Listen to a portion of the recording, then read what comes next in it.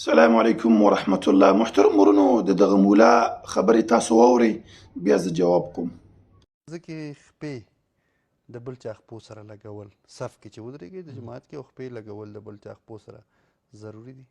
نه، ښه طریقه د مانځه دا ده چې هر څوک په خپل وزن ودرېږي. ځینې کسان چې وزن زیات وي هغه پښې لږ لري، او څوک چې د بدن له لږ نری وي نو پښې نږدې کېږي. دا تکلفاً پښې اوږدول د یو بل سره لګول دا شریعت کې اصل نه لري او دا ضروري نه ده، ځکه مانځه کې دغسې کار کول نه دي پکار. هر څوک د په خپل انداز ودرېږي. مثلا که موږ یو دوه درې کس وګورو چې هغوی وزن لږ زیات وي، باډۍ جوړوي، خپې خپله سره لګېږي، ځکه هغوی مجبور دي دا پښې خپل لږ لرې کړي. او نو دا نه ده چې عام صف کې یو پښې یو بل سره لګول دا ضروري نه ده، او دا د صف د سنتو نه یا د ضروریاتو نه ده. محترم ورونو، عریان به پاتې شي سړی د منبر په سر مسجد کې د تلویزیون شبکې په لاره باندې د خلکو اسلامي سوال جواب ورکوي، او د مانځه او د اودس دا مسلې ورته نه دي معلومه. افسوس په کار دی، خو هغه حدیث د نبي علیه السلام وایي د قمقلو خلکو نه به مشورې او رایې اخیستل کېږي. حقه خبره ده. د مولا نه پوښتنه شوې چې په مانځه کې یو بل سره صف کې به څنګه ودرېږي، هر څنګه چې ودرېږي معلومیږي قرآن او حدیث سره دې کوم کار نشته. خو دا موږ تاسو په دې باندې نه ګرم کوو. د اولې درجې نه ونیسه تر د اتمې درجې پورې چې ستاسو د حدیث سره کوم کار نه وي، او بیا په اخره کې غټه دوره د حدیث وکوي، هغه هم د چنچڼې په شانتې روانه سته او ایله تېرېږي په حدیثو باندې، نو تاسو سره به د حدیثو علم د کوم ځای نه راشي؟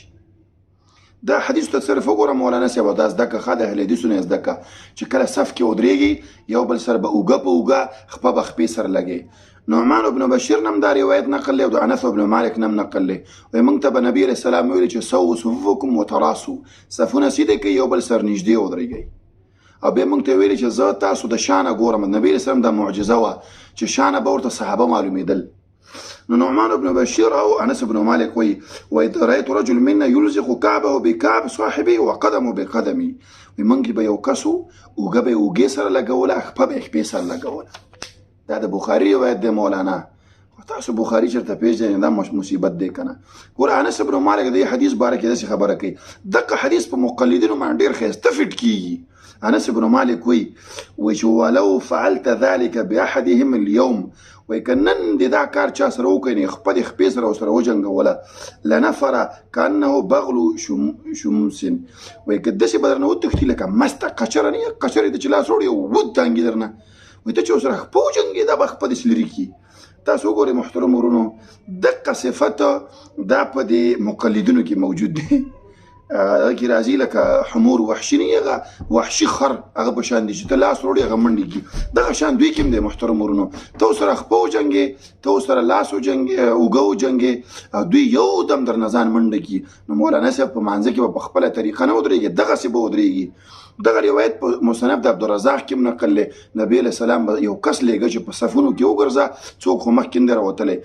نبي علیه السلام وایي چې تاسو فروجات مه پرېږدئ شیطان دپاره. او نبي اسلام وایي چې چا صف جدا که، یو بل نه جدا شو، الله به خپل رحمت نه لرې کړي. چا چې صف نږدې که، الله به خپل رحمت ته نږدې کړي. نبي علیه السلام وایي سووا صفوفکم وتراصوا، رس دې ته وایي لکه خښته چې په یو بل باندې لګول کېږي. نبي علیه السلام وایي دې د وجې نه محبت پیدا کېږي.